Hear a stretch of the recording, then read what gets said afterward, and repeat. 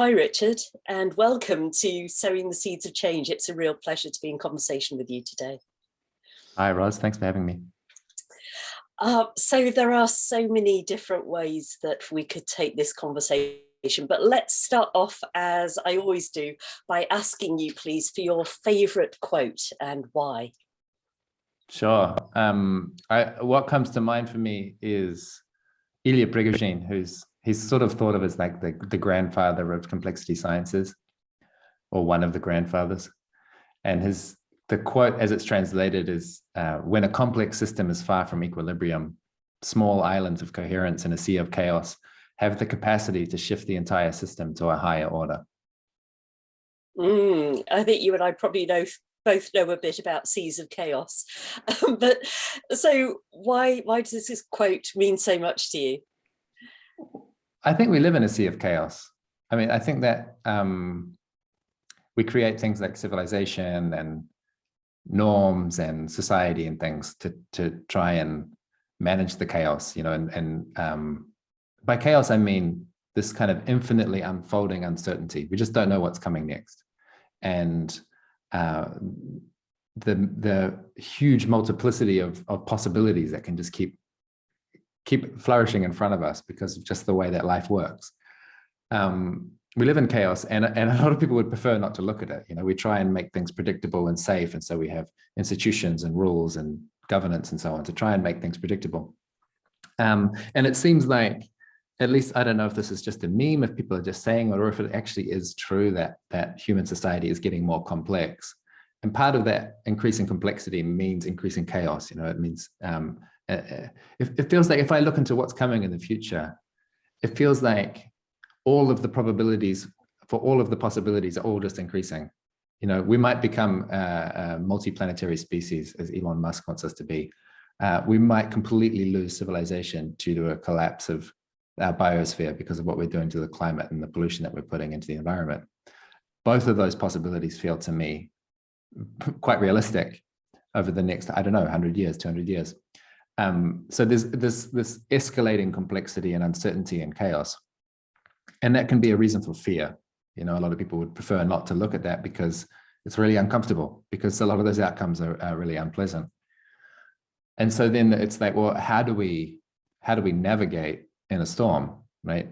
And I love the quote because he just says, focus on the small island of coherence. If I'm in a small island of coherence, maybe, well, at least for me, the island of coherence, as it applies to me, you know, he's talking about physics and these kind of complex systems. For me, the island of coherence is a small group of mutual aid and shared understanding and trust and care. If I'm in that little island, at very least, I'm going to be taken care of. And at best, there's the possibility that we have the capacity to shift the entire system. You know, that when dramatic disruption comes our way, people are always looking for, where's the coherence? Who's got a confident, straightforward story that I can follow? And so I want to live my life in that story. It reminds me of one of my favourite quotes, which is Margaret Mead, never doubt that a small group of thoughtful individuals can change the world. Indeed, it's the only thing that ever has. Although it can feel quite challenging at times trying to create coherence, even in a small group of thoughtful individuals, trying to create that island of coherence. And I know this is something that you've spent the last decade plus really focusing your attention on. So what's, in your experience, has been the most effective way to create that coherence and that alignment in groups? It's such a big question, eh? I think of it as essentially a question of culture.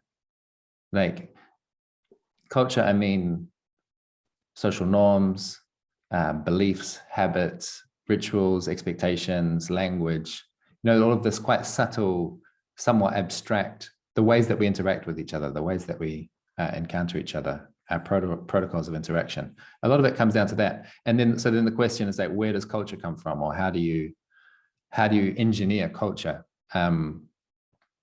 I actually asked that question in a workshop once in Portland, Oregon, where does culture come from?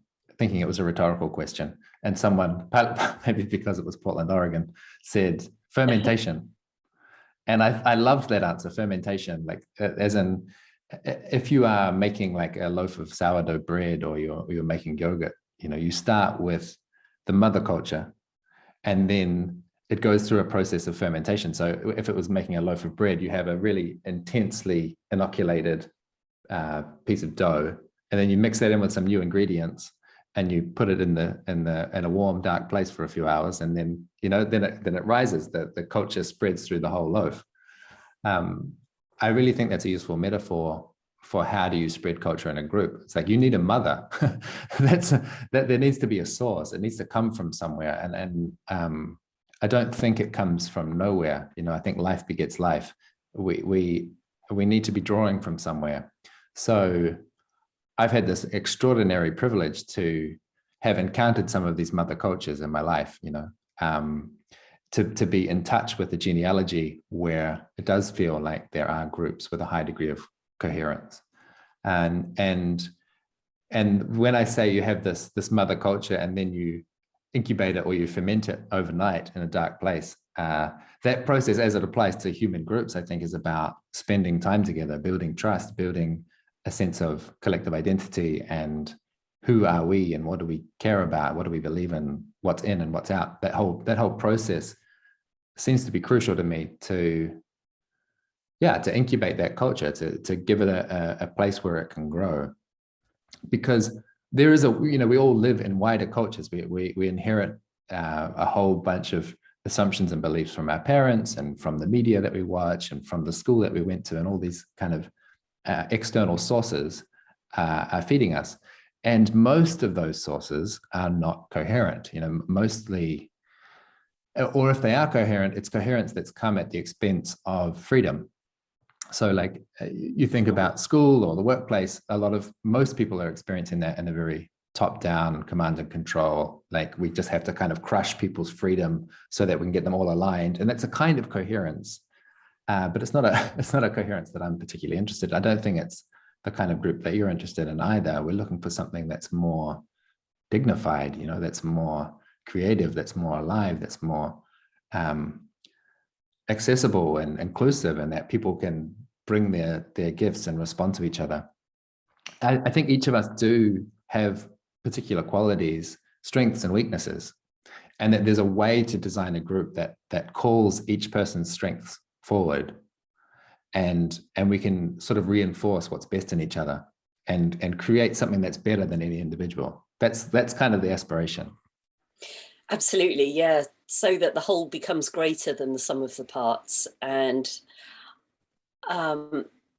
this is a question that's very present for me at the moment, about how you allow for that individual sovereignty for each person to really bring their gifts and their talents, and to somehow align their individual purpose with the collective purpose. And I quite like the image of a flock of birds, a murmuration of starlings or whatever, that are governed by these three rules of separation so they don't bump into each other, coherence so they stay close enough together, and alignment in terms of their shared vision of why they're together in a flock rather than just being a widely dispersed species. So birds seem to be quite good at doing this. Human beings maybe less naturally so. There was an interview with you that I was listening to that might relate to this, where you said that we need more agreement on methodology and process than on ideology. And I wonder if that's kind of what the starlings are doing. They have these three simple rules. They're not arguing between themselves about what it means to be a flock of starlings. But it was also sort of surprising to me, because my assumption would have been that having a shared ideology would be the most powerful possible unifying factor, rather than what sounds relatively mundane of this sort of procedural stuff. So I wonder if you can unpack that for me a bit more. Well, first to say, I might be wrong, but it's definitely a very strongly held opinion, which has guided me well so far. it's really common, your perspective, it's really common. People think you should get alignment on the abstract. You know, what's the purpose? What's the mission? What are our values? That's kind of a normal approach to designing an organization. It's just not my approach. I kind of devalue the nouns and I value the verbs. It's what are we doing? And you notice in that example of the starlings, all of those rules are not about individual sovereign birds. The rules are all about the interactions between the birds. And that you'll notice I don't usually use the word sovereignty, because sovereign to me implies a disconnected individual with a impermeable boundary. And I don't really think of individuals in that way. You know, obviously it's really important that we can have a sense of autonomy, of agency, of personal responsibility, and so on. All of that, no doubt about that. And we are so impacted by the people that we are with. You know, that it seems to me more useful to talk about what are the rules for our encounter? How are we going to interact with each other? As my partner, Nati, always says, how do we want to be together?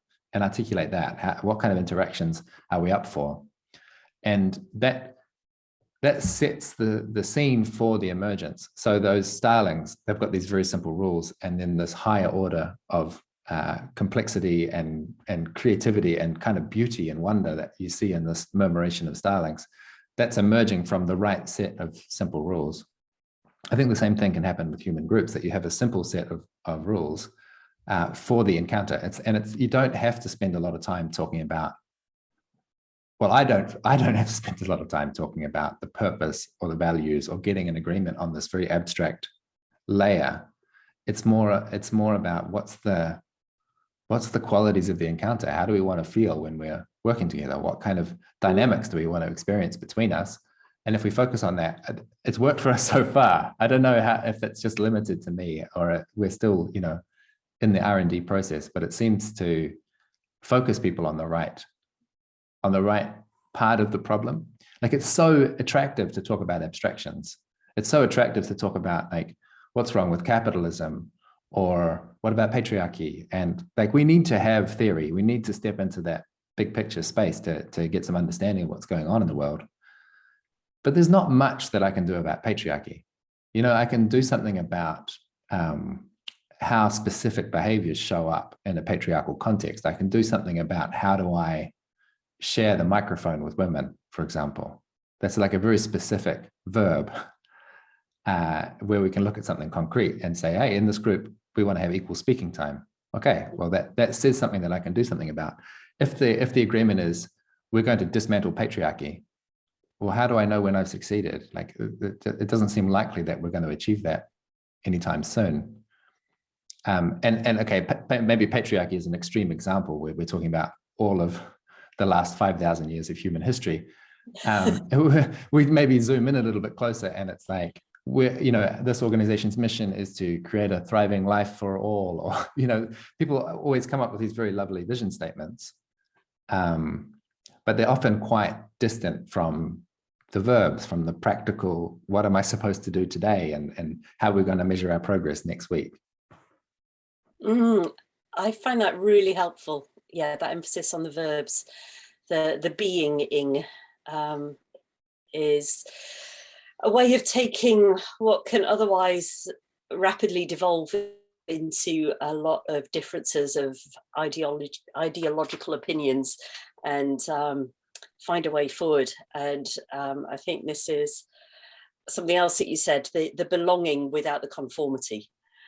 So there is this sense of that synergistic whole without people having to agree on everything all of the time, which is just never going to happen, basically. Well, I believe that actually agreement doesn't have much to do with nouns again. I think, like, it's really easy to look at a proposal and people disagree with this or that idea. Like, we do that. That's just a natural way that a lot of groups work. But actually, I don't think agreement is about everyone saying, yes, I have the same words to describe my reality as you do.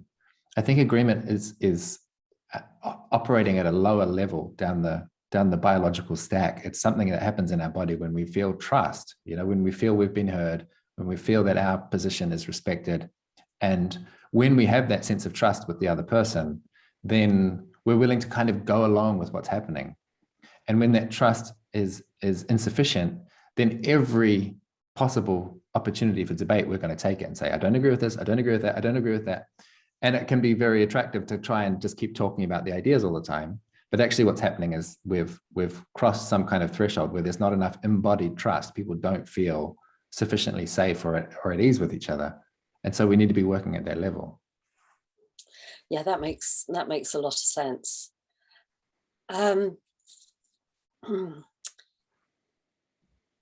Something that has been a bit of a challenge for a lot of groups during these strange times of COVID, especially groups that weren't in existence before the pandemic, has been how to have that quality time together to build those relationships of trust, when really the only time that we tend to see each other is when we come together for calls for like a specific purpose, where we don't have that time to hang out by the water cooler or go to the pub after work and really build that relationship in an informal way. And I know that there are various ways to do this and to encourage one-to-one conversations and that building of relationship there. But I wonder if you've got any other pointers about how to create that really rich web of connection between colleagues who interact mostly through Zoom or through asynchronous messaging tools. Yeah, that's an excellent question. It's something that I've been thinking about a lot, and we were just talking about this yesterday at work, because it's not just you, right? There's a lot of people experiencing this at the moment. I think perhaps people have taken for granted how much utility there is in the water cooler conversation and the occasional pub after work conversation. That it's working at that, yeah, the level I was talking about, the embodied trust thing of, you know, if you have a meal with someone, again, as a mammal, as an animal, as you take time to eat food together, that immediately escalates the trust between people. But it's not just the trust factor. It's not just the feeling of connection. It's also a very practical informational thing happening there, that stories get shared. What are you up to right now? Or the sort of, you know, the new ideas, the random creative spark of brilliance that happened, that gets shared in informal spaces quite a lot of the time. And so without those informal, you know, we call them bumping spaces, the sort of unstructured, occasionally people just bump into each other. And without that, then an organization is really losing a lot, both in terms of its, maybe in terms of its brain and its heart. You know, it's lacking information, and it's also lacking connection and care. And so some people are noticing this and saying, okay, we've got to replace it. But have you ever tried having a beer over Zoom? You know, like maybe with your best friend or something, it could work. But for most people, that's just awkward. It doesn't really fulfill. I actually did that on New Year's. We had a New Year's party with me and my partner here in Italy and a friend of ours in Sweden, and it was horrible. It was just not a good party. It was just disappointing. You know, we're trying to socialize, but what we need is to eat a meal together and then go dancing. And we can't do that over Zoom in any kind of satisfying way. And so I think we need to adapt to the new context that we're in and not just try to reproduce the old thing. You know, it's like when radio first came out and they would just run old theater plays on the radio, and it took a while to understand you can do other things. You know, there's a different format. So what we've had the most success with in the organizations that we support is, yes, there's something social and it's informal, but it still has structure. It seems like structure helps. So like, for example, some of the groups we work with, they really have put this emphasis on care and development. And for me, those two words are kind of on a spectrum. So care being a space in a small group where you can just go and share your emotional reality with someone and feel like you're going to be heard, and you'll get advice if you want it. But mostly you just get heard. And that's a kind of like stress release or an opportunity to connect and feel like you matter. And then that's kind of like almost like patching up for harm that's been done or bruises that you've been carrying. And then the more positive aspiration is development. It's like, okay, what are the parts of myself that I want to develop? What aspirations do I have? What skills do I want to get better at? And can I get support from a few peers to make some headway on those goals? And so we've been designing these groups and saying, well, first of all, because we're all working online, we need to replace something about that, those informal spaces that create social fabric. We need to attend to that. We need to account for that in our project management system. You know, we can't spend 100% of our capacity just on delivering tasks. We have to leave some of our capacity for connecting with each other, for developing trust, for weaving social fabric. And then, yeah, what are some things that people are interested in doing together that would have the byproduct of creating more trust? And for me, that's, yeah, care and development. And we're collecting a lot of practices and so on around creating these structures for people so they can easily step in. At the moment, we're probably the most exciting group I'm working with is a couple of networks inside of the UN, where again they're trying to create a more equitable and more trusting set of relationships within a very hierarchical bureaucratic organization. And so we're resourcing them with, here's a bunch of practices, here's some run sheets, so that as someone who doesn't have a lot of experience, you can pick this up and self-organize with a group of 4 people and just run through the steps and say, this is the question for today, have a conversation about it. And there's a sequence that people are going down. So my mischievous thought about that would be, if they're using those social technologies between the staff of the UN, wouldn't it be really cool if they could maybe also cultivate them between the national heads of state who show up to the actual UN meetings? I mean, what a very different kind of gathering that could start to look like. This is the fermentation question again, I think. So we're currently fermenting a particular kind of culture within these voluntary employee networks. There's a couple of them. And our aspiration is that's going to affect the rest of the organization and eventually the leadership. And then eventually, yeah, wouldn't it be wonderful if the leadership would affect the leaders of countries, and that some of this culture of respect and vulnerability and authenticity could leak out a little? Gosh, wow, wouldn't that be nice? And I'm going to come back to something along those political lines when we come back after the break. So then we do a station shout out, and then we come back from the break. And Richard, I would like to ask you one of the questions that I ask all of my guests. If you were the democratically elected king or queen, if you prefer, of the world for a day, what would your first decree be and why? This is such a difficult question for me. As a closeted anarchist, it's very hard for me to imagine being in charge of the world. So I think I would have to, the decree would have to be something about decentralizing my own power, or at very least encouraging people to take hold of their own power. So there might be something about, people must start organizing in small groups to have this experience of democracy at the small scale, and to feel for themselves the power and the trade-offs and the challenges and the joys of working with a collaborative group of people with democratic principles. I think it would be good if everyone had that particular kind of civics education.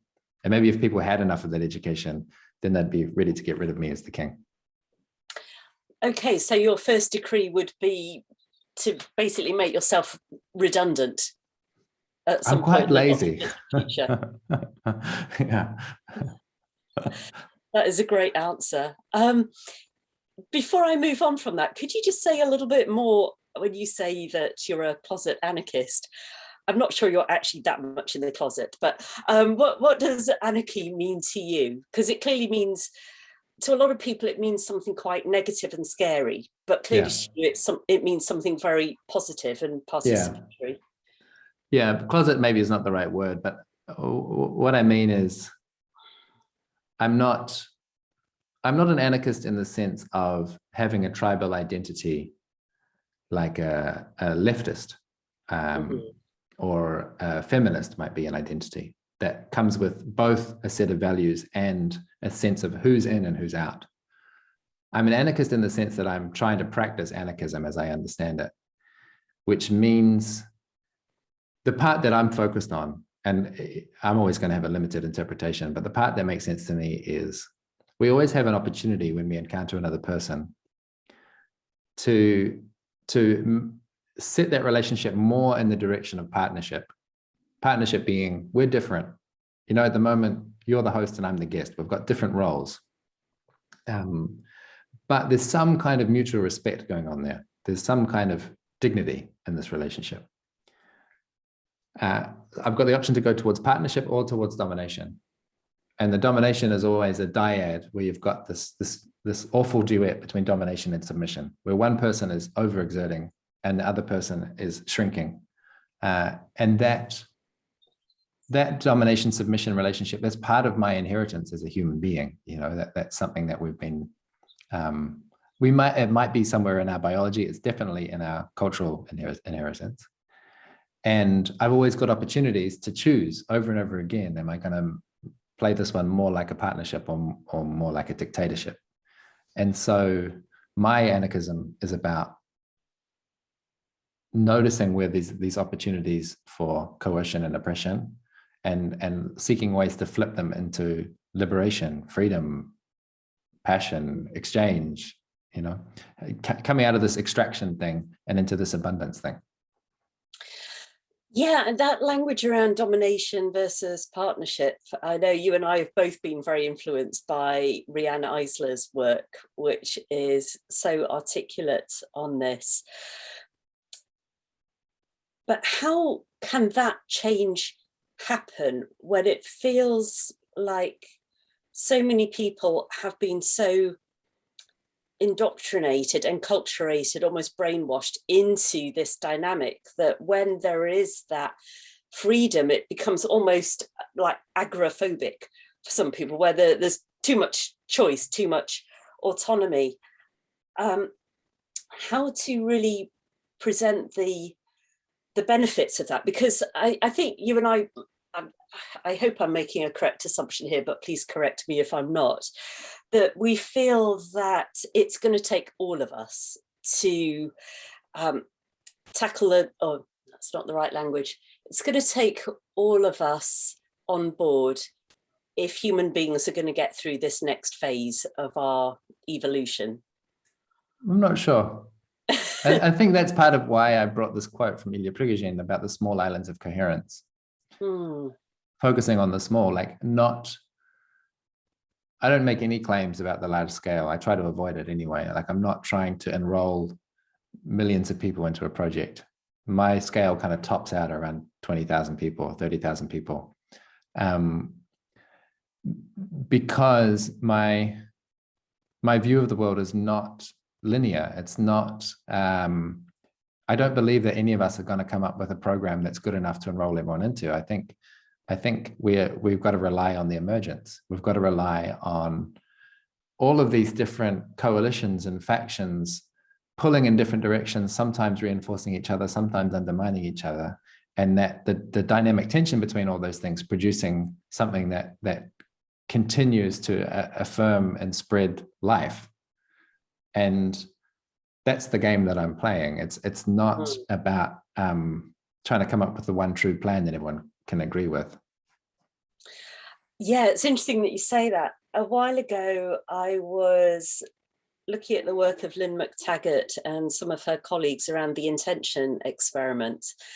And there is a theory that for change to happen at that sort of energetic intentional level, you just need the square root of 1% of the population that's looking to change to really be holding that coherent intention. And on the day that I read that, I worked out from that day's latest figures on the population of the world, so what would the square root of 1% of 7.8 billion or whatever be? And it came out at the surprisingly small number of 8,888, which was conveniently easy to remember, and also really encouraging in terms of not needing 7.8 billion people to be in agreement, which as we see how hard it is trying to get 3 or 4 people in agreement, like that's not going to happen. So I actually found that quite encouraging, and it would seem that focusing on the small and what we can do is actually surprisingly powerful in terms of creating change. I mentioned the UN. They're a good example where we've got, I think there's about 20,000 people working at the UN. I'm not exactly sure of that. And that's where we've taken, almost all of the countries in the world have set aside some of their budget, and they've sent some of their best people together and said, go and work on global challenges. And, a lot of us are somewhat disappointed with the outcome, but at least inspired by the intention. Imagine if instead of a great big bureaucracy of 20 or 30,000 people, we just had that many people, but split into many small groups that had that resourcing and legitimacy, but weren't encumbered by the bureaucracy. Say a company like WhatsApp, for instance, that was just a couple of people before it got acquired by Facebook. They'd affected billions of people's lives, and it was just a tiny group of people, enough to fit in one dinner table, that built that thing. And that's a pretty common story in the world of startups these days and technology, that a really small group of people can be extremely efficient and impactful. Well, let's just imagine that we, instead of having one big behemoth, we just had 200 groups of 200 people all organized in these very innovative, like I say, well-funded and legitimate organizations working on global problems. I feel like we'd put a more substantial dent than the current way that we're doing things. It's interesting that you choose WhatsApp as an example there, because there was, as far as I know, no particular ideology associated with WhatsApp. It's not like they had a particular view of how the world should be. They were just trying to facilitate people connecting with each other. So does that connect back to what we were talking about with the methods and the processes rather than the shared vision? Yeah, sure. I hadn't thought about it that way, but certainly, I've chosen to work in the market primarily rather than in the state or in the civil sector, partly because the market, most of it, not all of it, but mostly it kind of demands you to do practical stuff. It's like you succeed or fail based on how well you meet people's needs. And I'm not here to advocate like we should turn the UN into a market-driven enterprise, no, but to say that there's something really valid in that very rigorous mechanism for choosing, is this successful? Does it deserve to continue? And big institutions and bureaucracies create all kinds of immunity against those tests, and they can just continue blundering along, telling nice stories and spending a lot of money on management consultants without necessarily having any constructive impact. So I would take that as inspiration, not as a prescription, we should put everything in the market. But can we have concrete tests, logical pass or fail, true or false tests that say, is this valuable? Is this making a contribution that we care about? So many organizations are immunized against that test. Yeah, good point. And yeah, as a recovered management consultant myself, yes, I would say that's probably not a great investment. Might have to edit that bit out. So going back to some of our mutual influences, I know you and I are both fans of Kim Stanley Robinson, and there is a slight risk that this podcast is turning into the Kim Stanley Robinson Appreciation Society, because the other day I was talking with Bill McKibben, who is also quite a fan. And on the one hand, I feel really inspired by many of Stan's books, where he's looking at the future and the potential there, all of the possibilities open to us. But on the other hand, I love it how human all of his characters are, with all of the cognitive fallacies that we have at the moment. In his vision of the future, we still have those several hundred years down the line. And his humans are still very, very human. We send a bunch of people off to colonize Mars, and by lunchtime on day 2, they're all disagreeing about to what extent they should terraform the red planet. So I'd love to know, like, what you take away from his work. Does it make you feel more hopeful, less hopeful? What is it that attracts you to his writing? I think he came to mind recently because I just read Ministry for the Future.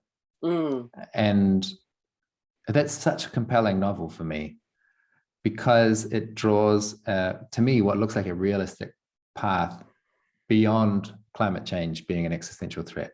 You know, there's a kind of, we solved it, sort of.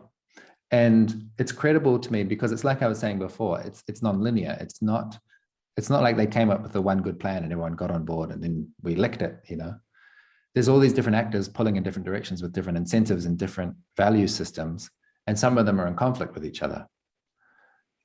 That seems to me what's likely to happen. You know, in the story, there's one group, for instance, who are eco-terrorists, and they just stopped the airline industry by blowing up a lot of airliners. Like, I don't think we should do that. That doesn't reflect my values at all. But I can imagine that such a group might exist in the future and that they might, on balance, have a positive impact, as horrifying as that might sound. Like, that seems to me what a realistic, that's what history looks like. You know, we blunder along. there's the goodies and the baddies, but it's never actually as simple as that. We're pulling in lots of different directions and somehow life keeps on lifing. I think that's what inspires me about his stories, is that there's this real pragmatic realism, despite being so imaginative. A lot of it is really realistic. It's well researched. It reflects how I see the world today. So it would be a good idea then to give up on the aspiration that the humans of the future are going to be any more organized or any smarter or any more coherent than we are now, to maybe just really accept our humanness as being the way that it's likely to remain, that we will continue to blunder along, but we may yet manage to blunder into a viable future in some way. Yeah, I mean, I'm not sure. I have definitely been flirting with the idea recently that we might be getting better as a species in some way. That I'm just allowing this possibility that there's a thing called progress. Doesn't come naturally to me, but it's been nice to flirt with this concept that maybe we are going somewhere, and you know, just the quality of life for the average person, I think it's been going up for a while. And I know that there's lots of reasons to be fearful of the future, but we've got to be careful when we make claims about the future that we are actually treating reality as it is, and not just getting distracted by our own lenses. You know, we're you and I, and probably many people in the audience, grew up with a Christian grammar, and we maybe didn't go to church, but we've still got the Christian grammar and this idea of heaven and hell and of the afterlife, and this kind of threshold where either everything goes incredibly well or it goes incredibly badly. You know, either we have annihilation or we have bliss. That's really deeply imprinted in us. And it's not just because of the Bible. I think the Bible is actually responding to something that's in us, you know, the tendencies that are within us. I think we have this interaction. And lately I've just been, noticing that tendency in myself and kind of letting go of these massive stories about how either things are going to go, we're either going to have a utopia or a dystopia. That's always the way that my mind goes. And I'm just trying to release that a little bit and assume that the future is unpredictable. There's some terrifying possibilities. There's some inspiring possibilities. And whatever I guess, it's probably not going to be that. You know, that's the thing that we can count on. It's not going to go the way that I imagine it's going to go. I didn't predict a pandemic, and a pandemic is an incredibly predictable thing to have happened. Never crossed my mind until it happened. This is true. What you were saying just then reminds me of a couple of the things that I really appreciate about you. One of them is your ability to seemingly step away from the lenses that most people bring to reality and to actually see in a very clear-sighted way, which connects with your ability to run thought experiments and go, what if I look at things this way? Or what if this is true? Or what if this isn't true? That really lateral thinking of possibility and your ability to see options and capacities and eventualities that most people don't see from sort of being on the tracks. This may be an impossible question to answer, but I'm wondering how you managed to take away some of those filters and lenses that so many of us feel attached to. I have at least 3 answers. I'm really glad you asked. It's actually very kind of you to say it. I feel seen. That's something I try to contribute to the world. One, the source of it, as far as I know, is that I was raised within a fundamentalist Christian community, and in my early 20s, I was excommunicated as an apostate, and that means that, you know, I was given the boot, and that was because of this process of thinking. I literally had a day where I said to myself, imagine if this is not true. Imagine if everything that you've been taught by your family and your school and your entire community is just a story that got out of hand. You know, it's just a myth that someone misinterpreted as a fact. Imagine if God is not actually this, you know, kind of personal, human-like creature who has a personal interest in my life. Imagine that is not true. How would life be different? And once I allowed myself to fully occupy that imaginary space, my faith completely evaporated, because life didn't look any different at all. It was like, oh, okay, so now I'm a, like, you know, material humanist or something. I don't know. That somehow stepping through the veil or coming out the other side of a totalizing belief system, and it was a, you know, I'm making a long story short, but I came out okay on the other side. You weren't struck dead by a thunderbolt from the blue for your heretical thoughts. Yeah. No, I'm officially a heretic, but nothing bad has happened. Only good things so far. That definitely has equipped me. So that's the first thing, is noticing that the consensus around me is not the only possibility, and then really occupying that imaginary space of like, what if they were wrong? The second one is taking psychedelics. And those two things kind of coincide. It's like shortly after I left the church, I just had a like sex, drugs, and rock and roll phase. And yeah, a lot of things changed about my way of seeing the world after I took a lot of LSD. You know, it's as if all of the, or many of the abstractions dissolved in a way, and I got to reconstruct them a bit more intentionally. And yeah, I mean, I don't necessarily recommend everyone takes a lot of LSD, but it certainly was a significant catalyst in my way of thinking. Maybe a safer alternative, is the third answer that came to mind, was the way that I use social media. So I've been really intentional in the last couple of years to assume that I'm a social creature. You know, I'm social before I'm rational. My embodied instincts are social. And it's only this rationality kind of comes in as an optional upgrade to sociability. And so because of that dynamic, I'm a tribal creature, you know, and I'm more interested, in a fundamental way, I'm more interested in belonging than I am in facts. And I think that if you take that view on social media, you'll see that everyone is mostly just patrolling the boundaries of their tribe and pretending to have an argument about facts. We're pretending to talk about the vaccine or the latest political scandal. But really what we're doing is just saying, are you in or are you out? Are you on team red or team blue? Are you on my team or not? Are you us or are you them? And a lot of the emotional intensity that you always see on social media is because people's sense of collective identity is being threatened. You know, it's like you've insulted the queen or the chief or my mother, or that's what's going on for people, is because their belonging is at stake. And so I've had that lens for the last few years, just assume that basically that sort of micro-nationalistic sort of tribalism thing is what is motivating most people's participation in social media. And if that's true, then to intentionally seek out many tribes and to always notice which tribe am I in. And I actually, every time I say the word tribe, I have this little cringe of like, I'm not talking about historical indigenous tribes who know how to function with coherence. I'm talking about this kind of tribal word that we mean a very simplistic and naive and kind of violent. You know, that's the kind of tribe that I'm thinking of. More like the school ground in group and out group.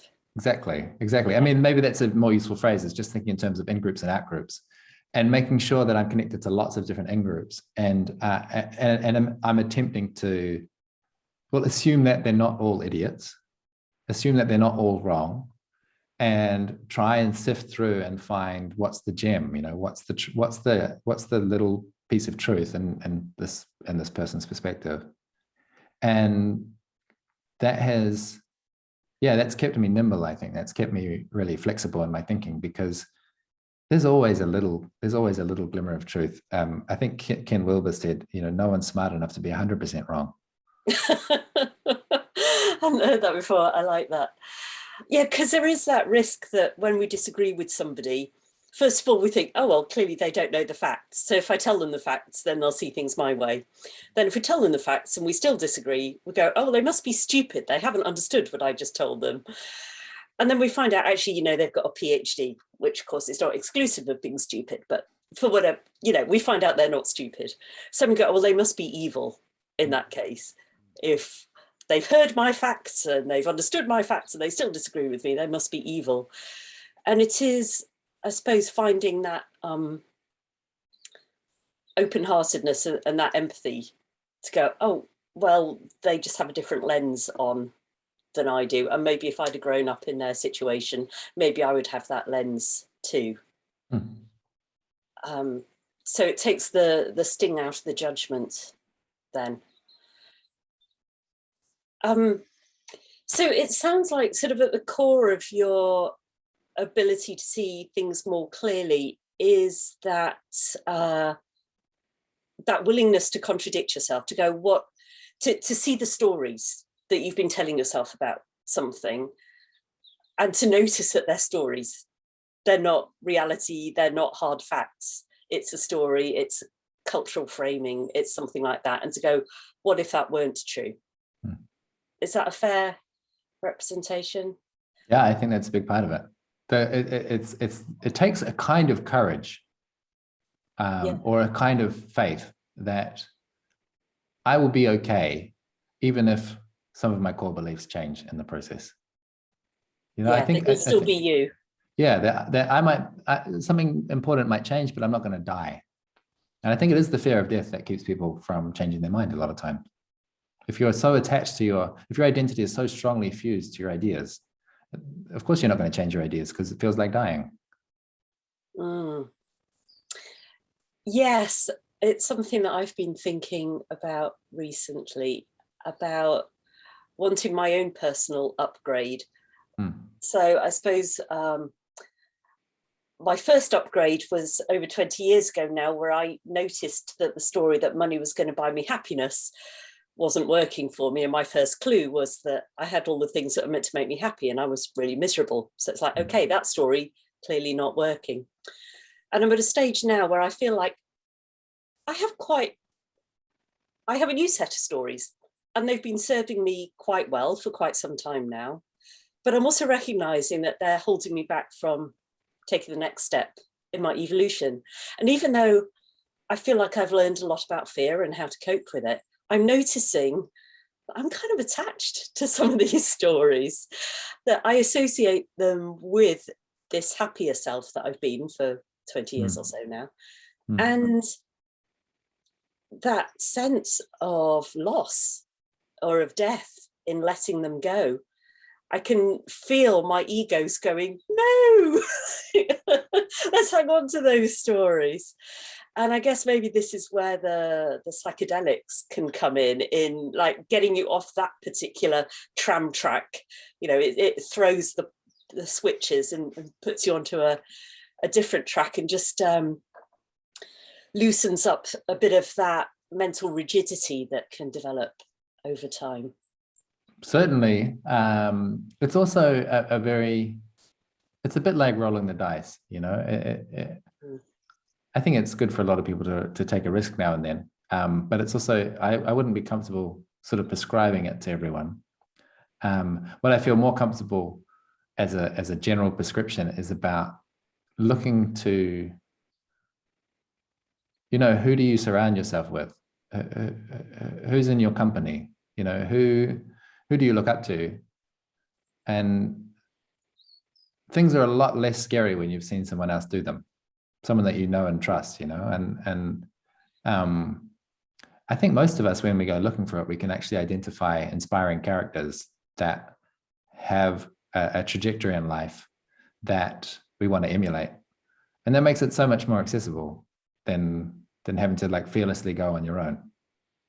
Yeah, absolutely.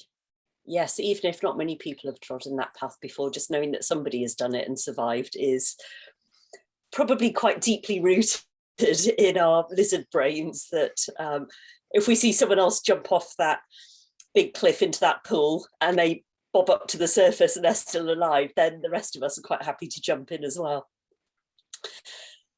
So this feels like a good moment to go to another one of my standard questions. Rich, in these slightly unusual times when we're having this conversation, maybe there's something that you've done that you hadn't really done before. What's the last time that you did something for the first time, and what was it? This is a strangely difficult question for me, because despite talking about my, you know, mental flexibility and courage and so on,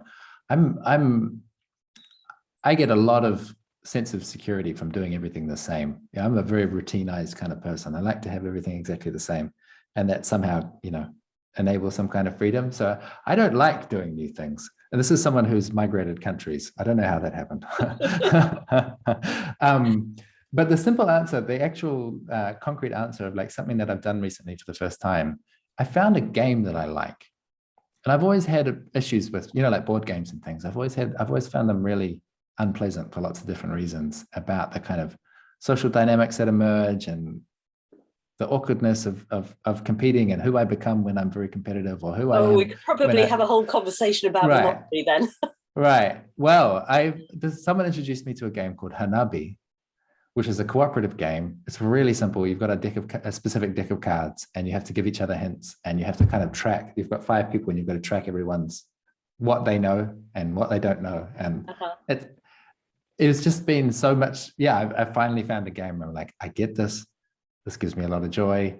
I can excel, but not at anyone else's expense. Yeah. So I found a game that I like. That's my big breakthrough. Nice. How do you spell Hanabi? Hanabi. Hadn't heard of that. Interesting. Yes, board games were a competitive sport in my family. Yeah, it could get nasty. Me, my mum, my sister. Yeah. I'm vicious. I'm a very vicious person when I've got a competitive context. I find that very hard to imagine.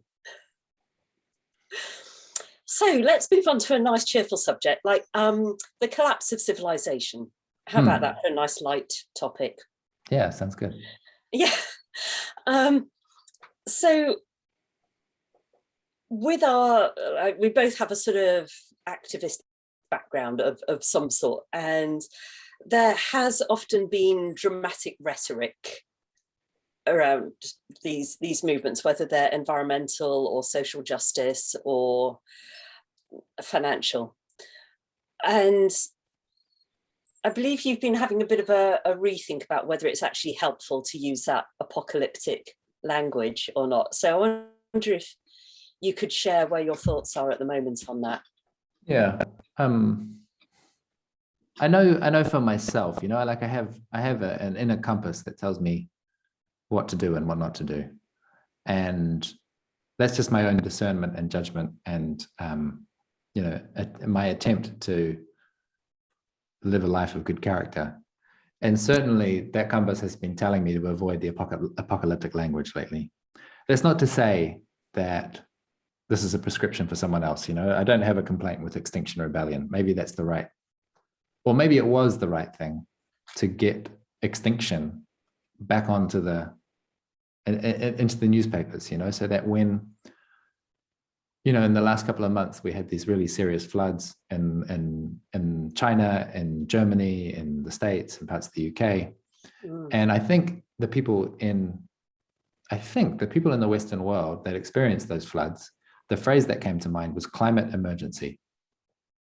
That was an intentional mimetic design from people like Extinction Rebellion and, you know, Fridays for Future and lots of other activists who put that message into our heads. And I think it's the right message to have, that this is a climate emergency. This is not just a bad storm. This is something else. I think that's really effective. The word extinction is kind of like, takes us to a different, it's kind of escalating beyond an emergency, right? It's like, it's the word like genocide, you know, it's really, you want to be careful about when that word is used. For me, yeah, I've let go of those ways of talking about the future because I think it's at least as likely to shut people down as to wake them up. And I'm not, you know, there are people who really study the science of communication and movement design, and I'm not one of them. But as I understand the science, it's like you kind of get you can use shock once, you know, so like the anti-smoking or the road safety campaigns. You've kind of got once where you can really just throw a gory image at someone and they're going to go, oh, wow, I should really rethink what I'm doing. But after that, it doesn't, people just desensitize to it. They're like, oh, okay, yeah, it's one of these things where smoking's bad. Look at the package. It's got this gross tumor on it. But that's just what packets of cigarettes look like these days. It doesn't affect me. You're much more likely to respond to images of your peers making appeals to your values. That's going to be much more and constructive appeals, you know, like, hey, you and I both value this. And if we take these actions, which are within our scope, we're going to take one step closer to this positive vision. I think that's probably more likely to have a positive outcome in some. And so, yeah, it seems like, you know, Greta Thunberg, for instance, it seems like she's had a very necessary role to play to say the house is on fire. And not to say, oh, but it's going to be fine, and we're going to, you know, put out the fire. And she's not saying that. She's just saying the house is on fire, and we've got a vacuum of leadership. It's an emergency. I think that's really necessary, and it's just not the full story. There's got to be something else which says, yeah, what's my piece of the puzzle? What's a constructive change that I can contribute to? And it's got to be credible. You know, like recycling straws just doesn't. It's an insult to your intelligence to think that doing a little bit of recycling is going to make a difference to a collapsing biosphere. It's just like, it's not sufficient. Yeah, that's interesting that you came onto the straws there, because I was going to say, in some ways, it feels like you've been on quite a journey since your days with the Occupy movement, that in a way, you have transitioned from the really big missions to something that's more subtle, that's more people-based, that's more refined, but not so refined that we're talking about things as small as drinking straws. So I'm just trying to get to where change happens. According to Rich Bartlet's view of the world. Well, I mean, I think a lot of it just comes down to creating good neighborhoods. And then once you've got a few good neighborhoods, then you need some governance, and you need some accountability, and you need some systems for legitimacy and robust checks and balances and so on. And in a lot of the world, especially in the West, we just don't have many good neighborhoods left. And so people have been atomized down into this individualistic consumer who's kind of like pushed around by the requirements of their workplace and the demands of the social media algorithms, which are like addicting our brains and just kind of pushing us around like rats in a cage. And these atomized individuals are just they're not the building blocks of a thriving democratic system. You know, like, I think we need people who are active, that are engaged, that are plugged into a sense of purpose, they have a civic responsibility, and you don't do that on your own. You do that with a family and with a network of families and a neighborhood, whether that's a literal physical neighborhood or a virtual neighborhood, which I'm completely comfortable with as someone who's spent a lot of my life traveling. I think that's completely possible. I'm not saying everyone has to move to a commune or something. I'm just saying that the kind of change that's required, I think a lot of it is about undoing the damage that's been done over the last, as Adam Curtis says, the century of the self. It's been a very intentional project to turn us into individuals. And that's just not the full story of what humanity is.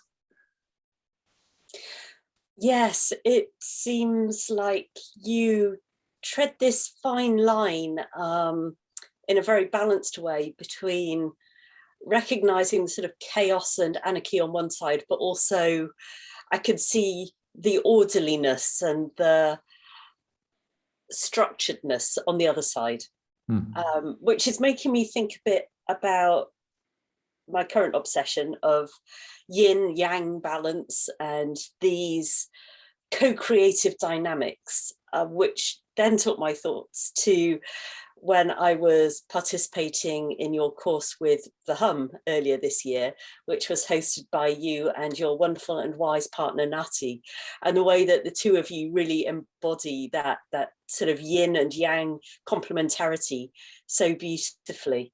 So I wonder if there's something that you'd like to share about this duality, but in the sense of like the beautiful harmony between contrasting poles. I'm glad you named Nati. She was on my mind when you described, my process of maturing from Occupy to now. I was thinking, basically I just spent more time listening to Nati. She was already working at that subtle layer, and I just learned to take her more seriously. That's basically the transition that I've been going through. We say when we describe the complementarity of our relationship, often we'll say that she is show and I'm tell. I've got this gift for articulating complex ideas in simple terms, and she's got the gift of actually embodying it. Of actually being that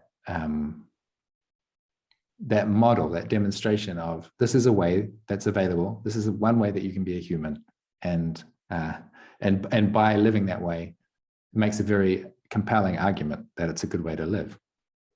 I think on the general principle of polarity, this seems to be another very deep, almost like an instinctive pattern that we fall into. Whenever there's a polarity, it's just very easy to take the black and the white, the up and the down, the left and the right, and put them in opposition to each other, and say, okay, we have to rank these. Which one's the best one? Which one's the right one? Which one's the wrong one? And sometimes it's necessary. Sometimes you need to draw a boundary and say, this is right and this is wrong. But it's not always the right thing to do when a polarity comes along. Sometimes there's a lot of insight to be gained from really visiting each side of the polarity and really inquiring with open-hearted compassion, what value is there here? What have I got to learn? And usually what you find is there's value on both sides. So like in the political polarity between individualism and collectivism, like in the West, that's such a drama. It's such a we're either going to have a free market or we're going to have the nanny state. We've got this such a difficult tension, and basically people use that as a core site of this kind of tribalism I was talking about. It's like you're either on the good group or the bad group. And when I spent a little bit of time in Taiwan, it felt like they had a really different way of thinking about that polarity, and it didn't, at least the people that I was encountering, they didn't seem to see those things in tension. It was just kind of obviously we're both. We're individuals with autonomy and responsibility and duty, and those duties are to someone else. We're also in groups, and we need to, a strong society is composed of strong families. That's obvious. Anyone can see that, and so we kind of need to be looking at both scales, from the very large to the very small. And there's something to be gained from, there's always something to learn about both ends. So that's something that I guess I've tried to practice, is noticing whenever there's a polarity and going, is this a really clear black and white distinction, or is it actually a spectrum? And what have I got to gain if I go and visit both sides and really empathize and try and understand what they have to offer? And usually there's something good there. You know, usually a lot of times group conflict comes down to an overly simplified polarization. It's like, we want to have no leaders, or this guy over here is the leader. That's the polarization. And actually what you need is something in between those two poles. But you're not going to get there unless the people that are occupying those poles feel like they've genuinely been heard and understood and their perspective is valued. And then suddenly the space opens up for a more subtle kind of harmony. I love that.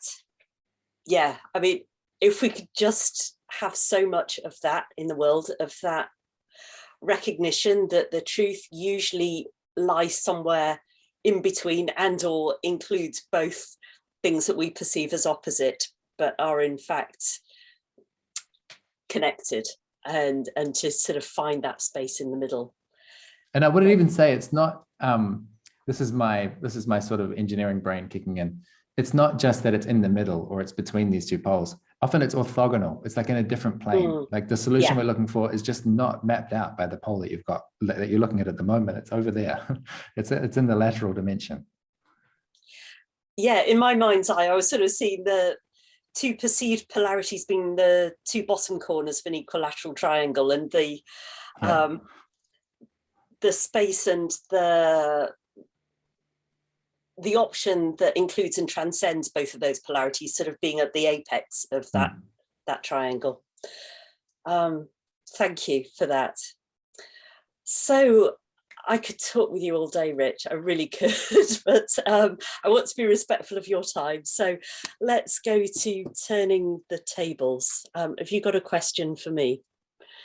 I've got lots of questions for you. If I have to zoom in and just choose one, I'm just curious how do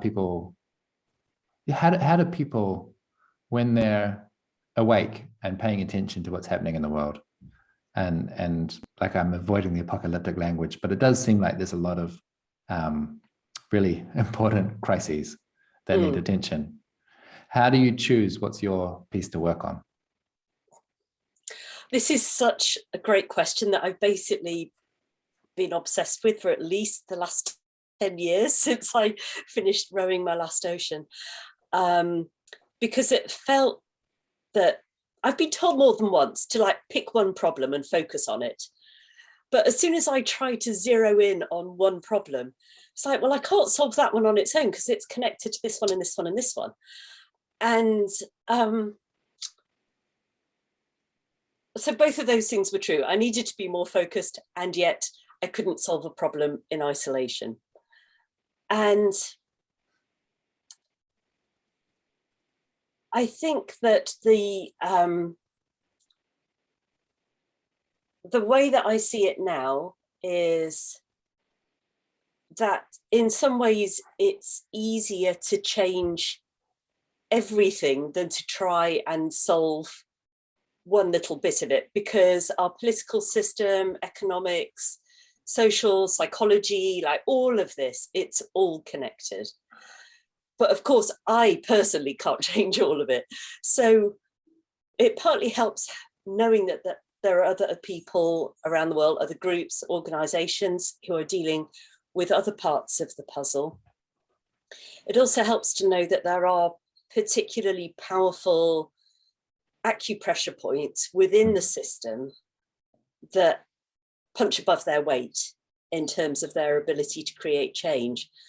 But really, for me personally, when I was trying to answer this question on a cognitive level, my head exploded. It was just completely unanswerable.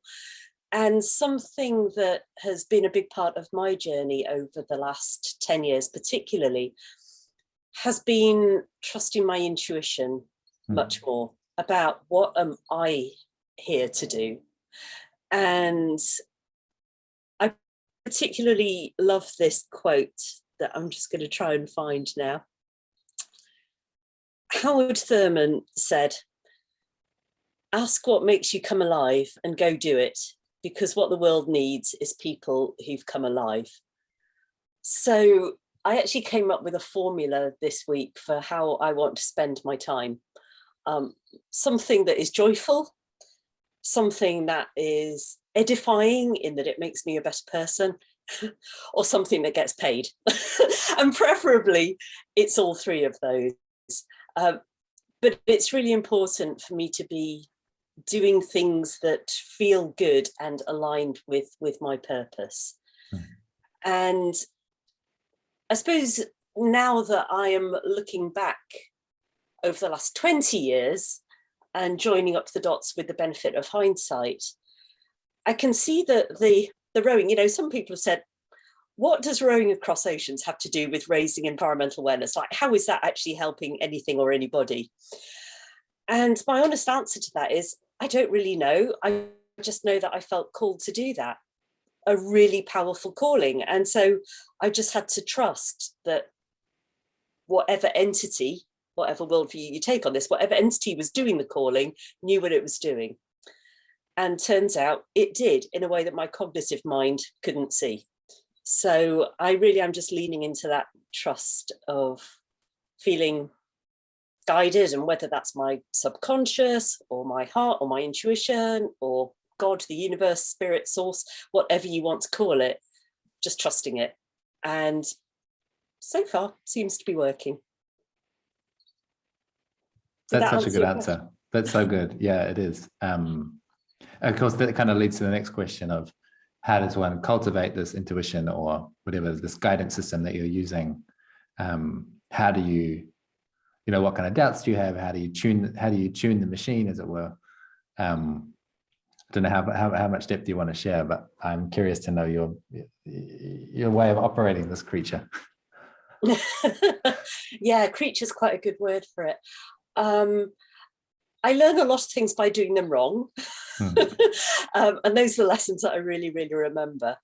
So there have been times when I've ignored my intuition. Like a trivial example would be earlier this year when I got scammed by some very convincing scammers who called me up. It looked like it was my bank calling. My intuition was screaming at me that there was something a bit weird going on, and I ignored it. And luckily, in the end, I didn't actually lose any money, but I had 6 weeks of some considerable anxiety. So that was a reminder to listen to that voice. And then there's also paying attention to the times when it does work. And my journal, I suppose, is my most consistent practice of trying to get some perspective on the decisions that I've made, how they've turned out, better, worse, or kind of neutral. And I suppose that, like anything or anybody, intuition likes to be listened to. Earlier on, you said that you felt seen when I made the observation about your ability to step outside of our cultural frameworks. And so I also show my intuition lots of gratitude when it comes up with the goods. And I feel like if I just keep really appreciating it, it'll keep showing up for me. So I think that was a really lovely question. I hadn't really articulated that or even particularly thought about it before, but yeah, I pay attention to it, and then I show it gratitude for what it's contributed to my life and to my sense of clarity. So good. You've got a different way of describing it than I would, but it matches so close to my experience as well. I think it's like a really good friend, and it took me a while to learn to really listen to what they had to say. But when I do, I get the results. Yeah, well, I suppose the society, like you in New Zealand, me in Britain, certainly I wasn't brought up to even talk about intuition. I can't remember what age I was when I first came across the word, but it certainly wasn't as a child. And also, like you, I grew up in a religious background, not as dogmatic or as strict as yours sounds, but both my parents were preachers. And so religion was very much part of my life growing up. So in a way, that guidance had been outsourced to this sort of disembodied abstract God up in his clouds. And I didn't realize for a long time that it was something inside me that was accessible at any time. I kept praying to something outside of me who I never heard from. And so I sort of threw the baby out with the bathwater and gave up on any form of religion, spirituality for quite some time. And then came back to it in a very different way and from a very different direction, and in a way that felt much more empowering to me personally. That sounds like an upgrade. Well, there you go. You've upgraded your voice and I've upgraded my intuition. Richard, thank you so much. I really, really appreciate your wisdom, your articulacy, your willingness to share the benefits of all of your learnings along the way. And just thank you for being you, and keep up the amazing work.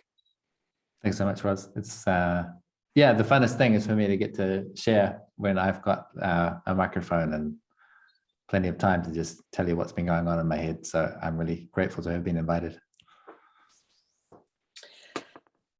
Cool. And we went right up to the top of the hour. Sorry, I don't usually go quite so long, but like I said, I could have spoken to you for a lot longer, but I do want to be respectful of your time. So I'm going to stop my recording now. Kim will send you a link probably to Dropbox for you to drop your local Audacity recording into. Oh, save mine now. Which would be great.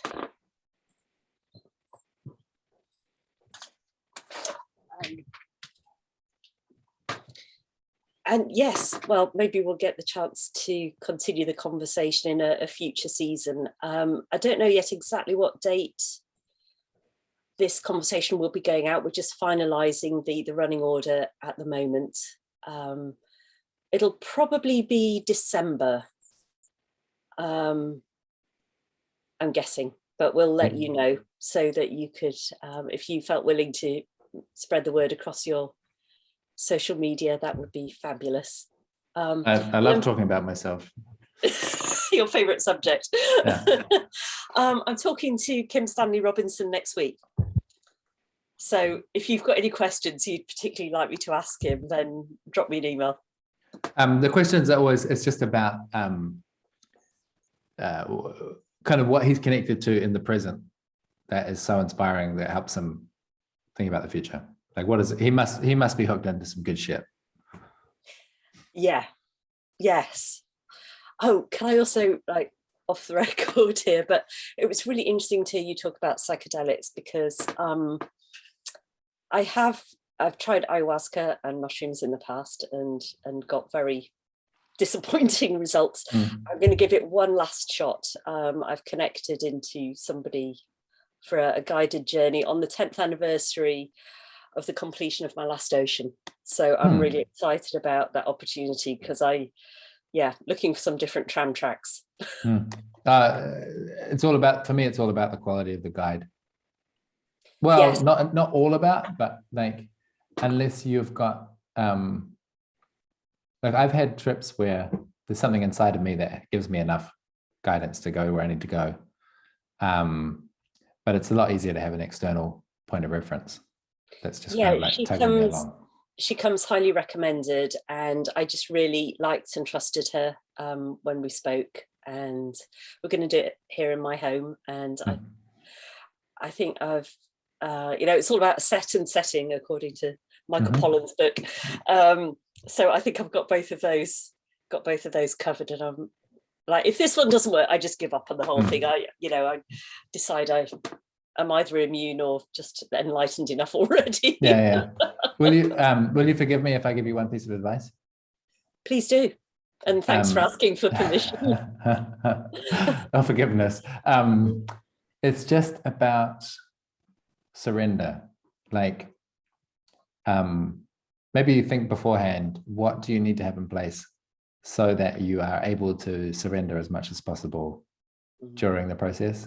Because that's been some of the guidance that I've had. It's just like, really just allow, there's going to be fear, there's going to be that resistance, And if I know that I'm really safe, then I'm able to surrender, and that's where the good shit is. Thank you for that. I was actually thinking about this the other night because I saw my ex-partner have a really, really bad trip once. So I'm planning to I've got a couple of really trusted neighbours that if I end up like he did, we ended up in the ER. It was a really bad situation, but that I'm keen to avoid. Then reinforcements are close at hand, just so that I know that I think it's very unlikely that will happen. I don't have anywhere near as many repressed issues as he had, as far as I know. You just waggled your eyebrows at me in a way that made me go, I think that's true. I mean, the waggle was, I trust you. And also, those are sort of famous last words, right? Yeah, I know. That's just when life goes, aha, that's what you think. Yeah. Thank you for that. Yes, I will make sure that I am in a state of surrender as much to the utmost of my capabilities. Yeah. I'll let you know how it goes. Yeah, very good. It's much smaller than rowing the ocean, isn't it? It's only a little excursion compared to that. I'm not sure the two things are comparable, but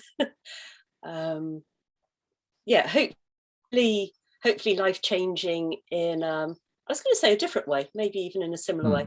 You know, I'm actually supposed to be on another call as of 4 minutes ago, so I'd better run and let you get on with your evening. But thank you so much, and I'll be back in touch soon. All right, take care.